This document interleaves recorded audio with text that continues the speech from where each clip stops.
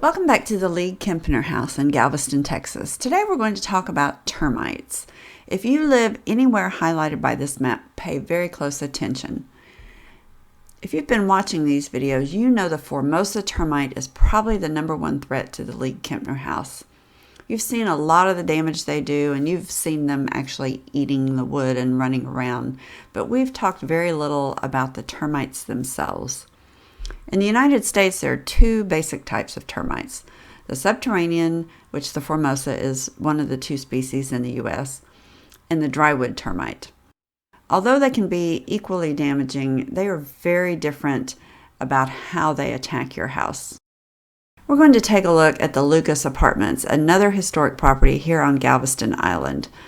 I've owned that property since 2013 and have been waging war against both Formosa and Drywood termites since the day I purchased the property. There's no way to win the war, but I fight very hard to keep them in check. I'm never going to give up, and you can't. You have to be vigilant if you want to keep them under control. Today I want to look at the Drywood termite. Their range is more limited than the Formosa. This is the map showing the range of the Drywood. And fortunately, they're not as common. But again, if you live in this area, pay close attention. This could happen to your house. Unlike the Formosa, which is a subterranean termite which spreads through colonies in the ground, the Drywood termite flies into your attic and settles in. They have a different eating pattern than the Formosa. The Formosa goes for the easy meal, eating between the growth rings, targeting the softer wood in between. The Drywood termite slowly savors all the parts of the wood, as you can see here in this piece of wood I removed from the carriage house floor. See the voids they create by eating everything. I just noticed that little guy on top of the wood when I was making this video. I hate him. Anyway, Drywood termites are stealthy insects that are difficult to detect until extensive damage has been done. They live deep inside the wood, and except during periods when they swarm or when repair work is being done and you come across infested wood, you don't see them. Colonies are small, usually fewer than 1,000 individuals, and can be widely dispersed and take years to mature. The most common sighting of Drywood termites is flying adults called swarmers that occur during daytime hours in the summer and fall. As the name implies, Drywood termites eat dry wood, so no amount of maintenance on your house can keep them out. When I was redoing the East Carriage house, I found Drywood termites in parts of the floor. To try and get rid of them, sections of the floor were removed and patched with matching antique lumber. Apparently, I didn't get them all.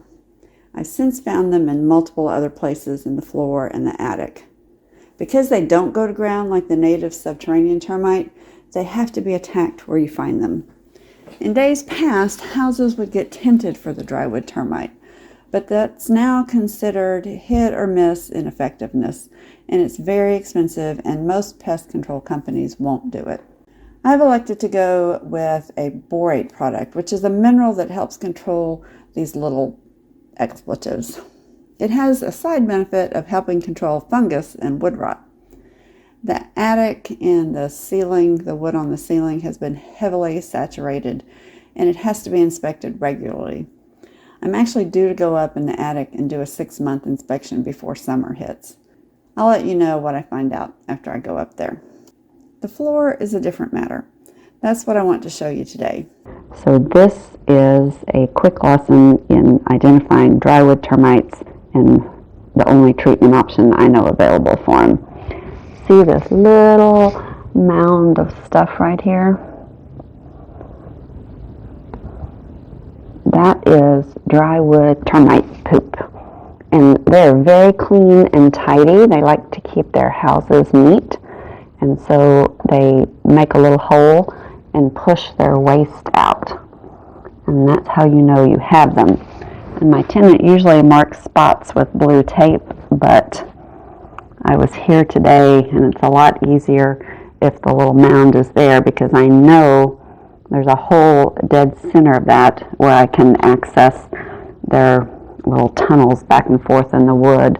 And look, you can see here what the wood is eaten.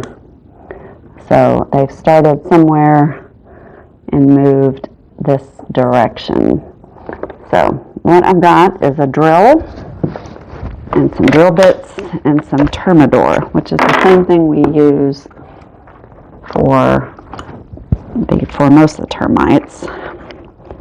And all I'm going to do is go dead center in that hole, or in that mound. Oh, and there's the little hole. Whoop! Look how that just crumbled in, because this is rotted. And I'm also going to go back a little bit where I see the rot. Looks like they're pretty close to the surface. And then I'm going to take my Termidor, give it a good shake. This is kind of the quick and easy way to do it without bringing in the big machine for little spot treatments. And I just poke my nozzle in there tightly.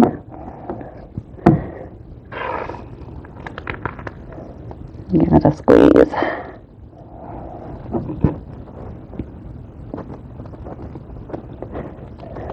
And it's still going in, but not coming out, which means it's traveling down their tunnels, and there's quite a bit going in, which is not a good sign. It means their tunnel's pretty extensive. Okay, now you can see it starting to come out. So I'm going to keep going. Whoops. There we go. I'm going to come back. Oh, look here. Look, it started coming out this other hole I drilled. So I'm going to back up a little bit and drill in that other spot.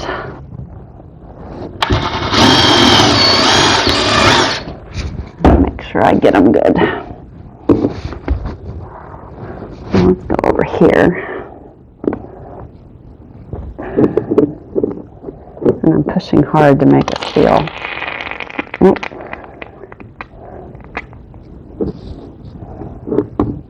Try the other hole.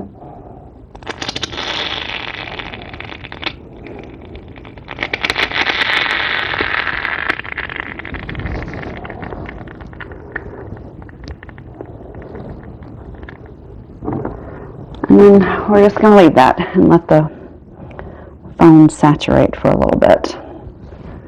He's got two other little mounds, so I'm going to go treat those. Because I have Drywood termites here at the Lucas Apartments, none of the wood stored in the carriage house can ever be taken over and used at the League house. The risk of transferring a colony of Drywood termites is just too great. That house doesn't need any more problems. In fact, one common way Drywood termites spread is through furniture as people move from place to place.